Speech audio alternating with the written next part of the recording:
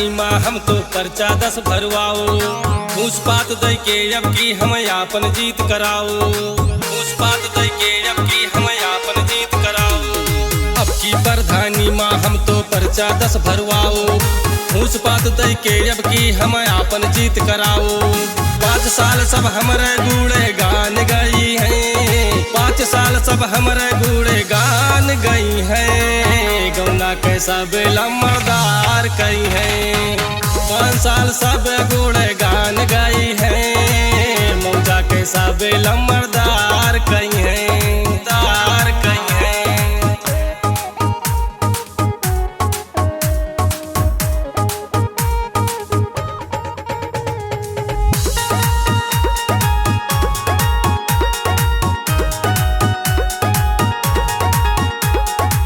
नाली कॉलोनी माँ पैसा आबाद बा।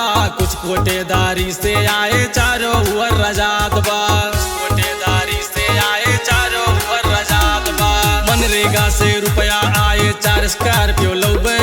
घर बे चलबे दूर दूर पे गीत गाँव के गौबे। ऐसी समयना बार बार आई है।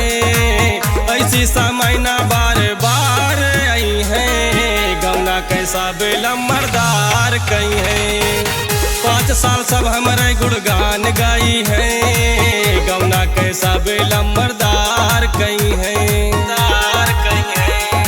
5 साल सब गुणगान गाई है। मौजा कैसा बेला मर्दार कई है।